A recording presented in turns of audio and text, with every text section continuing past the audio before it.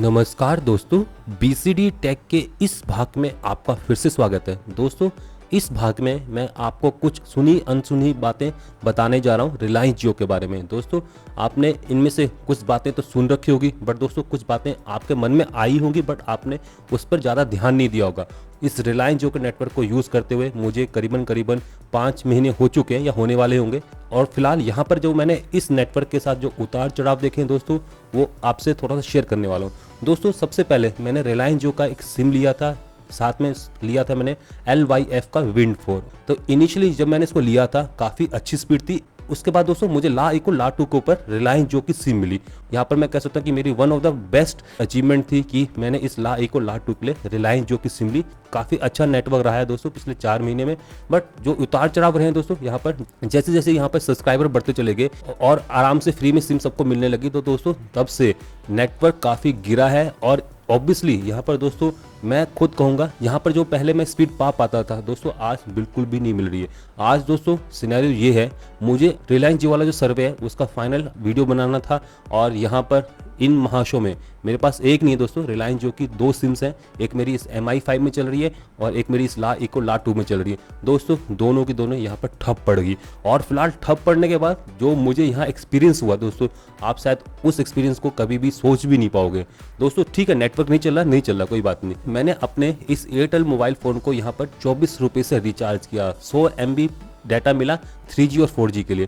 तो फिलहाल इसको चलाऊं कैसे? क्योंकि दोस्तों मेरे फ़ोन के अंदर ड्यूल सिम तो सपोर्ट करता है, बट दोस्तों ये ड्यूल स्टैंड बाई फ़ोन है। तो ऑब्वियसली आपके पास भी ऐसा ही फ़ोन होगा जिसके अंदर आप 2 सिम तो चला सकते हो, बट एट ए टाइम एक ही सिम आपकी इंटरनेट से कनेक्ट हो सकती है। और ऑब्वियसली अगर आप उस सिम को इंटरनेट से कनेक्ट कर दोगे, तो यहाँ पर मैंने 3G और 4G वाला डाटा लिया। अगर मैं यहाँ पर एयरटेल को 3G और 4G नेटवर्क के साथ कनेक्ट करने की कोशिश करूँ, तो मेरे रिलायंस जियो की सिग्नल गायब। क्यों दोस्तों? इसलिए कि जो मेरा फ़ोन है, ये वाला फ़ोन है, इसमें सिर्फ एक ही 4G का मॉडेम है। मतलब कि एट ए टाइम मैं सिर्फ एक ही कनेक्शन को 4G के साथ कनेक्ट कर सकता हूँ। और ऑब्वियसली अगर मैंने यहाँ पर एयरटेल को कनेक्ट कर दिया, तो रिलायंस जो 3G में तो चलता ही नहीं है। और उल्टा हो सकता है दोस्तों, अगर आप रिलायंस जो को 4G में कनेक्ट कर देते हो, एयरटेल को 3G या 2G में चला लो तो काम चल जाएगा। बट दोस्तों अगर आपने एयरटेल को 4G में चला दिया, तो रिलायंस जो का तो सिग्नल आएगा ही नहीं। तो फिलहाल यहाँ पर खड़ी होगी सबसे बड़ी मुसीबत। यहाँ पर दोस्तों मुझे पता भी नहीं, मेरे को ध्यान भी नहीं रहा कि मेरा रिलायंस जो का जो नेटवर्क है इसको कनेक्ट करते बंद हो जाएगा। तो ऑब्वियसली मेरे पास दूसरा फ़ोन तो है, तीसरा भी है, मैं उसमें डाल के कर लेता, बट मुझे यहाँ पर अंदाजा नहीं था कि इस टाइप की कोई प्रॉब्लम भी आ सकती है। तो फिलहाल यहाँ पर रिलायंस जियो का जो मेरा नेटवर्क था वो काफ़ी टाइम तक बंद रहा, और यहाँ पर एक हड़कम सा मच गया। पर दोस्तों जो भी है, आप भी इस चीज़ को समझ लीजिए। अगर आपके पास ड्यूल सिम फ़ोन है और फिलहाल अगर आप यहाँ पर रिलायंस जियो को 4G नेटवर्क पर नहीं डालते हो, तो आपके फ़ोन में सिग्नल नहीं आएंगे। अब दोस्तों मैंने अपनी MI5 की जो सिम थी निकाल के इस ला 2 में डाल दी। अब इस फ़ोन के अंदर है 2 रिलायंस जियो की सिम। तो फिलहाल मैं क्या इन दोनों रिलायंस जियो की सिम को एट ए टाइम चला सकता हूँ इस फ़ोन के अंदर? तो फिलहाल देख सकते हो कि दोनों की दोनों सिम यहाँ पर ऑन पड़ी हुई हैं, बट सिग्नल सिर्फ एक ही सिम से आ रहा है। और किस सिम से आ रहा है? जिस सिम को यहाँ पर मैंने 4G नेटवर्क के साथ कनेक्ट कर रखा है। ये क्यों हो रहा है? क्योंकि दोस्तों इस फोन के अंदर सिर्फ एक ही 4G का मॉडेम है। एक ही मॉडेम होने की वजह से यहाँ पर सिर्फ एक ही सिम आपका 4G नेटवर्क के साथ कनेक्ट हो पाएगा। और इस वजह से अगर आप अपने फ़ोन के अंदर 2 रिलायंस जियो की सिम डाल देते हो, सोचते हो कि एक को मैं अपने पर्सनल यूज़ कर रखूँगा और एक को अपने ऑफिशियल यूज़ के लिए रखूँगा, तो फिलहाल ऐसा पॉसिबल नहीं है, क्योंकि आपके फ़ोन के अंदर 2 4G मॉडेम नहीं है। हालांकि ये सब चीज़ें आपको पता थी, बट दोस्तों आपने यहाँ पर कभी भी इस चीज़ का कोई इशू बनता हुआ नहीं देखा होगा। बट दोस्तों यहाँ पर इशू है। अगर आप अपने फ़ोन के ऊपर 2 4G की सिम, 2 रिलायंस जियो की सिम एट ए टाइम चलाना चाहते हो, तो दोस्तों वो पॉसिबल नहीं होगा। अगर आप अपने फ़ोन के अंदर चाहते हो करके कि रिलायंस जियो की जो सिम है वो बैकअप में रहे, आप उससे कॉल कर पाएंगे क्योंकि कॉल फ्री मिल रही है। बट दोस्तों आप चाहते हो कि इंटरनेट में एयरटेल, वोडाफोन या आइडिया पर चलाऊं इन फ्यूचर, मतलब इनके प्लान सस्ते हो जाए। अभी तो कोई नहीं चाहता, बट इन फ्यूचर अगर इनके प्लान सस्ते हो जाते हैं, यहाँ पर मैं सोच रहा हूँ कि मैं एयरटेल, आइडिया, वोडाफोन इसका 4G का नेटवर्क चलाऊँ, जबकि रिलायंस जियो से मैं कॉल करूँ। तो फिलहाल ये भी पॉसिबल नहीं है। तो ये भी पॉसिबल नहीं है। तो फिलहाल ये थी कुछ अनसुनी बातें जो कि आपने शायद सुन भी रखी होंगी, या फिर आपके दिमाग में कभी ख्याल आया होगा, बट आपने इसको ज़्यादा सीरियसली नहीं लिया। बट यहाँ पर दोस्तों ये इशू इम्पॉर्टेंट है, और यहाँ पर ये इम्पॉर्टेंट इसलिए भी है क्योंकि यहाँ पर पता चलता है कि रिलायंस जियो वाले यहाँ पर क्या मोनोपोली खेल रहे हैं। दोस्तों उनका जो नेटवर्क है वो 3G 2G पर तो चलेगा नहीं।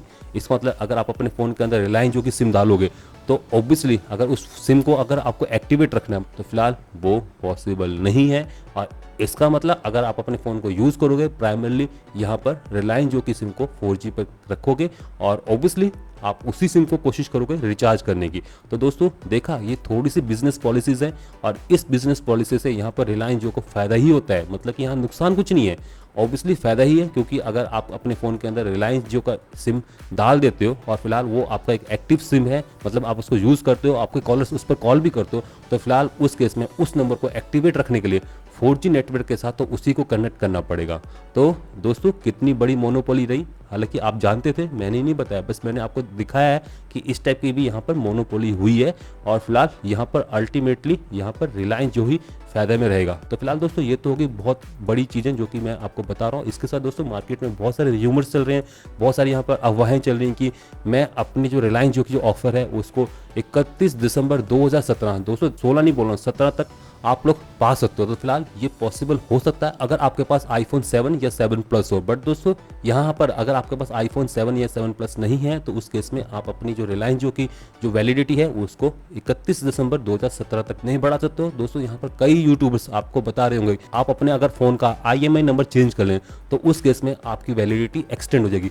यहाँ पर दोस्तों मैं आपको बता देता हूँ, जियो की ऐप आपकी ऑल्दो बता देगी कि आपका ये ला इको का ला 2 का फ़ोन इस समय आईफोन है, बट दोस्तों रिलायंस वालों को भी पता चल चुका है आप सॉफ्टवेयर पार्ट से IMEI नंबर चेंज कर दे रहे हो और ऐसे केस में आप यहाँ पर काफ़ी बड़ी ऑफर्स का फ़ायदा उठा सकते हो। तो फिलहाल उन्होंने यहाँ पर कॉल या SMS के थ्रू, मतलब कि आप एप्लीकेशन पार्ट से नहीं, यहाँ पर फिजिकली कॉल या SMS के थ्रू इन ऑफर्स को एक्टिवेट करने का यहाँ पर डिसीजन लिया है और फिलहाल इस वजह से आप अपनी वैलिडिटी को बिगर हार्डवेयर में जाके, बिगर हार्डवेयर में IMEI चेंज करके आप नहीं बढ़ा सकते हो। तो दोस्तों ऐसे केस में आपकी जो वेलकम ऑफर है वो 31 दिसंबर 2017 तक अपग्रेड नहीं होने वाली। तो फिलहाल आपको अब पता चल गया होगा कि यहाँ पर आप एक फ़ोन के अंदर 2 रिलायंस जियो की सिम एट ए टाइम नहीं चला सकते। क्यों? क्योंकि आपका फ़ोन ड्यूल सिम तो है बट ड्यूल एक्टिव फ़ोन नहीं है, मतलब कि आपका phone dual stand by phone है। और यहाँ पर अगर आप इस शंका से रिलायंस जियो की सिम नहीं ले रहे हो कि आपकी सिम लेने के बाद आपका जो फ़ोन है वो नेटवर्क लॉक हो जाएगा, तो ऐसा भी नहीं दोस्तों पॉसिबल, क्योंकि ऐसा करने के लिए यहाँ पर रिलायंस जियो को बहुत सारे जो मोबाइल फ़ोन मैन्युफैक्चरर हैं उनसे कॉन्टैक्ट करना पड़ेगा और उनके थ्रू आपके फ़ोन के ऊपर कोई सॉफ्टवेयर अपग्रेड भेजनी पड़ेगी। तो फिलहाल ऐसा करना भी यहाँ पर इम्पॉसिबल है। तो फिलहाल दोस्तों ये रहा रिलायंस जियो की कुछ सुनी और अनसुनी बातें। तो फिलहाल इसी के साथ दोस्तों मैं अब इस वीडियो एपिसोड को यहीं पर समाप्त करने जा रहा हूँ। नमस्कार, जय हिंद, जय भारत, वंदे मातरम।